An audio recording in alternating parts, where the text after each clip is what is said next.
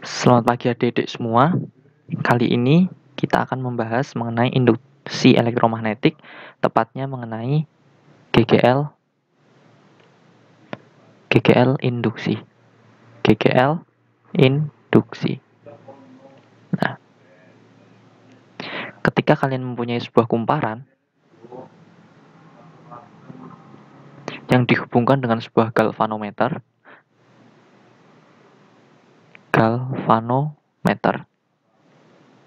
Nah, galvanometer ini merupakan suatu alat yang digunakan untuk mengukur atau mendeteksi keberadaan arus listrik pada suatu rangkaian. Nah, kemudian kalian juga mempunyai sebuah magnet.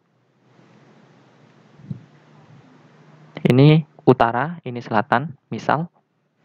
Nah, ketika ada suatu magnet kan itu dia memiliki garis-garis medan magnet atau garis-garis gaya magnet yang menggambarkan keberadaan medan magnet di sekitar magnet tersebut.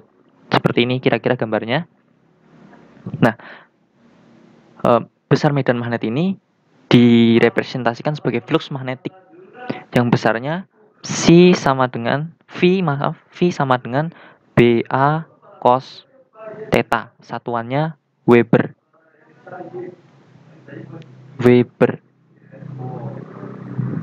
kecil ya. Oke. Ketika ini magnet ini kita dekatkan di sini, misal tentunya ada garis-garis medan magnet yang berpotongan dengan kumparan. Misal besar banyaknya garis atau fluxnya itu sekitar X. Nah, ketika kita tarik kembali ke posisi semula, seperti ini diilustrasikan bahwa tidak ada garis-garis gaya magnet yang berpotongan dengan kumparan ini, sehingga kita flux magnetnya 0. Nah, di sini menunjukkan terjadi perubahan flux. Nah, ketika terjadi perubahan flux ini, ternyata teramati bahwa di ujung-ujung kumparan ini terukur namanya GGL induksi atau tegangan ya, sebagai tegangan yang satuannya volt. Nah, setelah diteliti lebih lanjut, ternyata menurut hukum Faraday yang dinyatakan oleh Michael Faraday, seorang ilmuwan atau fisikawan, Faraday menyatakan bahwa besarnya GGL induksi ini berbanding lurus dengan perubahan flux ketika waktunya berubah. Seperti ini. Nah, untuk membuat tanda sebanding ini menjadi sama dengan, maka secara eksperimental ini harus dikalikan dengan sebuah konstanta.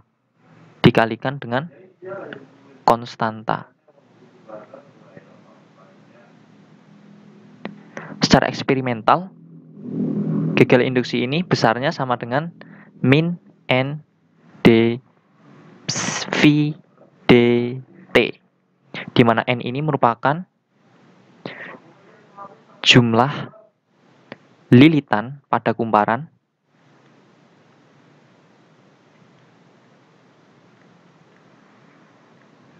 dan dV ini menunjukkan perubahan flux satuannya Weber, dan ini menunjukkan perubahan waktu satuannya sekon. Nah, setelah teramati bahwa di sini muncul muncul GGL induksi, maka kita ingat bahwa ini merupakan kawat yang saling menyambung, di mana kawat itu pasti memiliki hambatan tertentu. Ketika hambatan itu disambungkan dengan GGL, maka akan timbul adanya arus.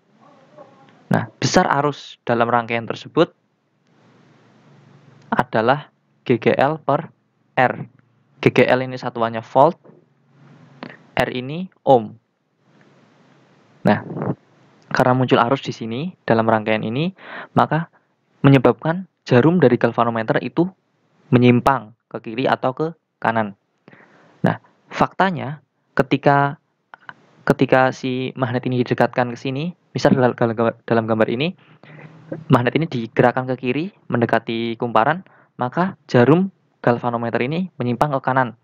Ketika magnet ini ditarik kembali ke kanan, maka jarum galvanometer menyimpang ke kiri. Nah, hal tersebut dijelaskan oleh hukum Lenz yang menyebabkan munculnya tanda negatif di sini. Dijelaskan oleh hukum Lenz. Nah, apa bunyi hukum Lenz? Nah, hukum Lenz menyatakan bahwa arah arus listrik dalam suatu penghantar sedemikian rupa sehingga menimbulkan medan magnet yang melawan perubahan garis gaya magnetik yang menimbulkannya. Arah gerak batang selalu berlawanan dengan gaya Lorentz.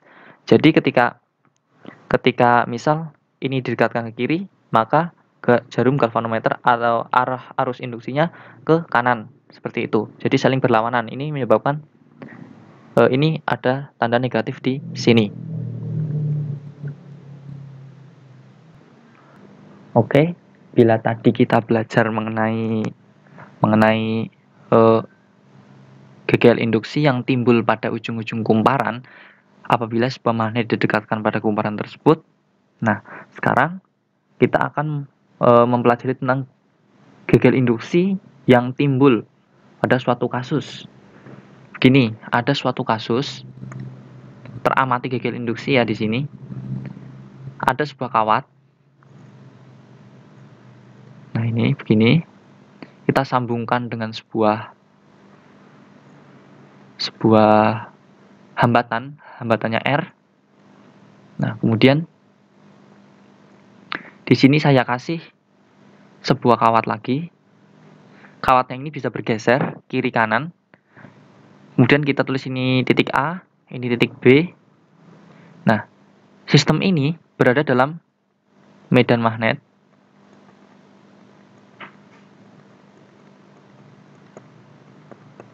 yang besarnya B.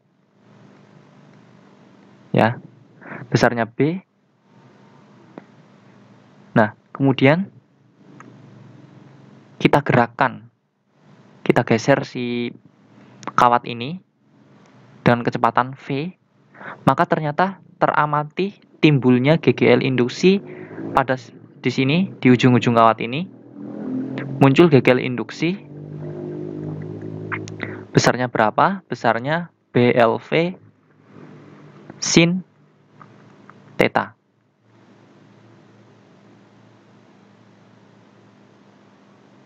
Di mana B ini merupakan kuat medan magnet.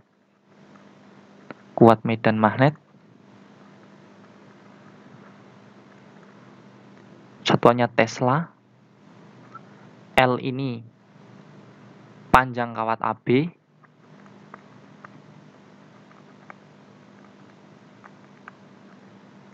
V ini merupakan laju kawat. Satuannya meter per sekon. Ini kita satuannya meter. Kemudian theta. Theta ini merupakan sudut antara V dan B atau antara B dengan kuat arus yang mengalir dalam batang atau sudut antara B dengan I.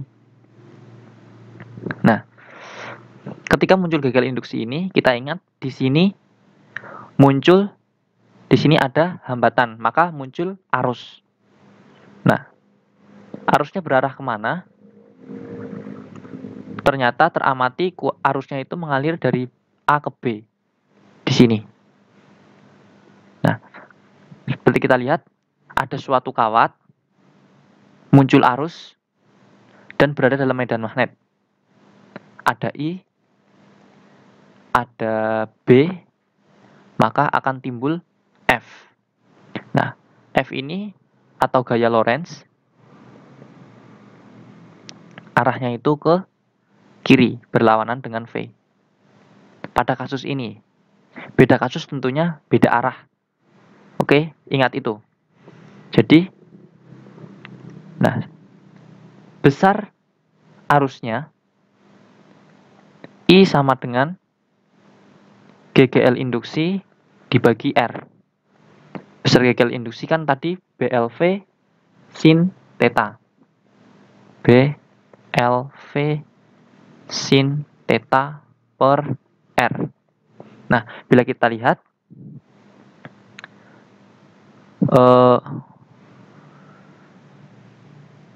arah B itu kan ke dalam,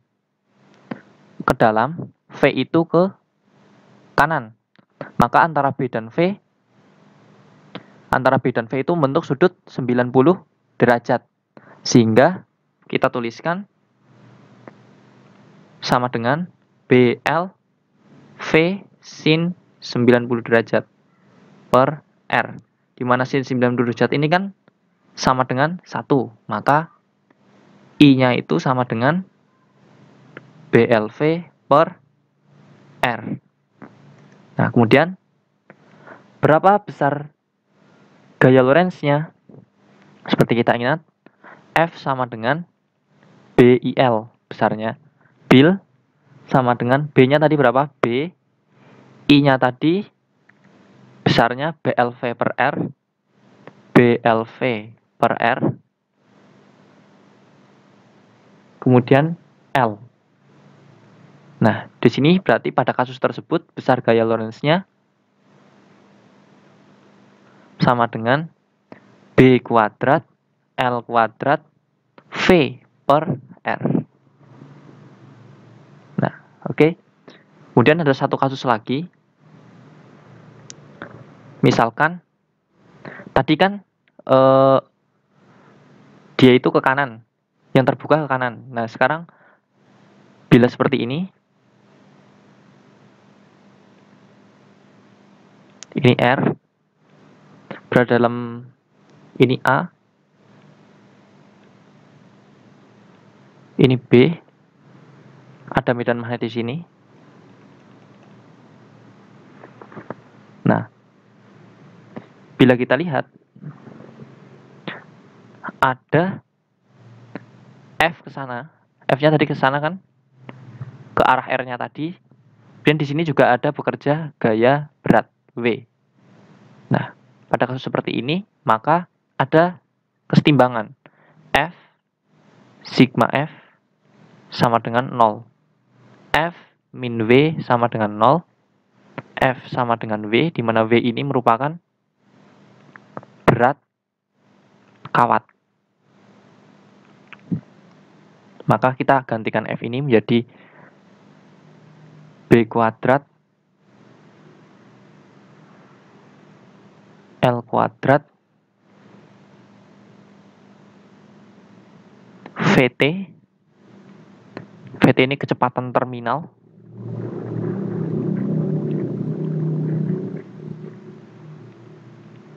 Itu sama dengan MV.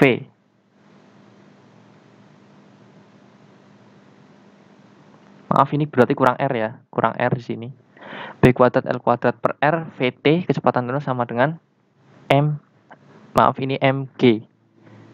Nah, bila kita runut kembali, maka kecepatan si kawat itu VT sama dengan B kuadrat, besarnya sama dengan mgr per B kuadrat L kuadrat. Nah, seperti ini. Jadi ketika si kawat itu diletakkan vertikal, maka kawat itu jatuh dengan kecepatan sekian. Oke. Sekian dulu dan terima kasih.